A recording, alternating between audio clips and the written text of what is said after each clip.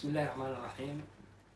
الحمد لله والصلاة والسلام على أشرف المرسلين سيدنا محمد وعلى آله وصحبه الكرام أجمعين.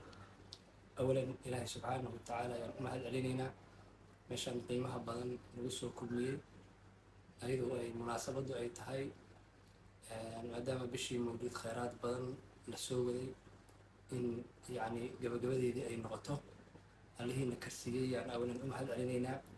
marka xigto raggii soo abaabulay ee isku soo dabariday ee isku xilqaamay iyaguna insha allahu tacaala waan u mahad celinaynaa.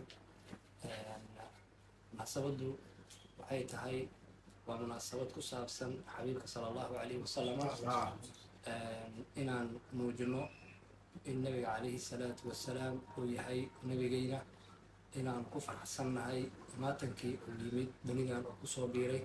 ilaahay subxaanahu watacaalana aan uga mahad celino, maxaa yeelay ilaahay subxaanahu watacaala haddii uu nimco ku siiyo waxaa waajib ah in nimcada aad ka mahad celiso. ilaahay subxaanahu watacaala kitaabkiisa qur-aanka wuxuu ku leeyahay lain shakartum laaziidannakum walain kafartum ina cadaabi lashadiid. haddii aad igu shukrisaan yani waan idiin ziyaadinayaa, haddii aad aad nimcadii aniga aan idin siiyey aad ka mahad celi weysaan cadaabkayga uu daran yahay. marka nimco ka weynin badan oo ilaahay subxaanahu watacaala uuna siin lahaa nebi maxamed gadaashiis ma ay jirto. marka munaasabadu waxay tahay in nebi maxamed sala allahu calayhi wasalama aan ilaahay uga mahad celino maadaama uu naga dhigay ummaddiisii uu naga dhigay. waxaan akhrisan doonaa cadirkii ayaan barakeyn doonaa, kadibna salliga nabiga calayhi salaatu wasalaam ayaan akhrin doonaa. waadnan ogtihiin oo la socotaan salliga nabiga fawaa'id badan in uu leeyahay. ilahi subxaanahu watacaala kitaabkiisa qur-aanka wuxuu ku leeyahay in allaha wamalaa'ikatahu yusalluuna cala annabiyiin. ilaahay asagaa iska bilaabay subxaanahu watacaala, malaa'igtiisii oo ahayd addoomanka kuwa ugu fadliga badan ayuu ku xijiyey. markaa kadib ilaahay wuxuu yidhi waxay ku salinayaan nebi maxamed sala allahu calayhi wasalama. wax ka weynin badan ma jiro marka camal khayriga in ilaahay subxaanahu watacaala lagu waafaqo. waxyaaba badan oo ilaahay oo na amray ayaa jira oo ilaahay subxaanahu watacaala uusan dhihin aniga waan samaynayaa, laakiin salliga ilaahay wouna amray, wuxuuna noo sheegay isagu inuu nebiga ku salinayo sala allahu calayhi wasalama. marka insha allahu tacaala waxaan dardaarmayaa nafsadeyda iyo nafsadiina iyo ummadda islaamka guud ahaanba waxaan dardaarmayaa in salliga nebiga calayhi salaatu wasalaam aan badino waqti kasto iyo saacad kastaba. salliga nebiga aan badino, timaarta ka dhalanaysa waxay noqonaysaa marka danaha aan leenaho dhan khaas iyo caamba ilaahay inuu noo fududayn doono insha allahu tacaala. waxaan leenahay bishaan waa bil barakeysan, bisha xigto iyo sanadka xigto kheyr iyo bashbash iyo barwaaqo inuu ilaahay nagu gaarsiiyo. sidoo kale munaasabadda waxaa qeyb ka ah oo maqan sanad horena inala jiray rag aada iyo aada u qiimo badan oo ka mid a cabdiraxmaan sheekh cabdulqaadir sheekh soomow iyo cabdimaalik mucalim cabdinaasir cali xuseen oo loo yaqaano nuune, iyo anigoo ah sayid abubakar cunshaye axmed.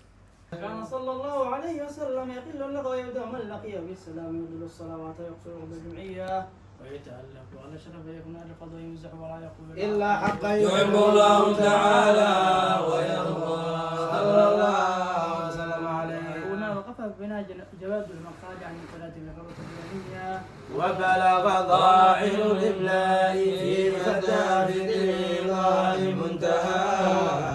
ودعناك يا ربيع القلوب بسرور وغبضة واحترام.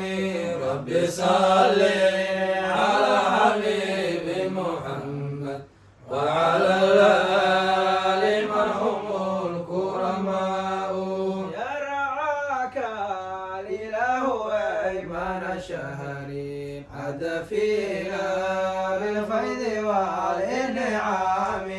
رب صل على حبيب محمد وعلى الآل من هم الكرماء. كم أقمنا فيك احتفالا منيفا للحبيب الكريم نور الأنام. رب صل على الحبيب محمد وعلى الآل من هم الكرماء. نبتغي الغرب من ربيع بدا في كفى بدر الهدى جلا من ظلام.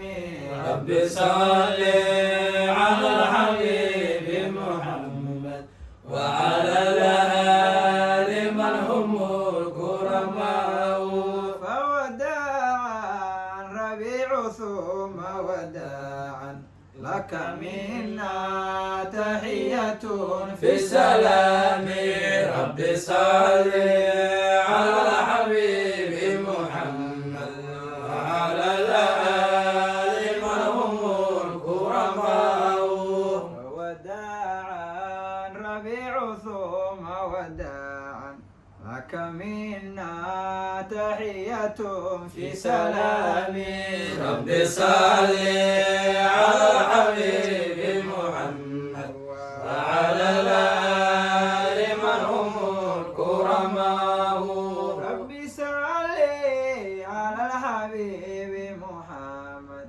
وعلى الآل من هم الكرماء رب صل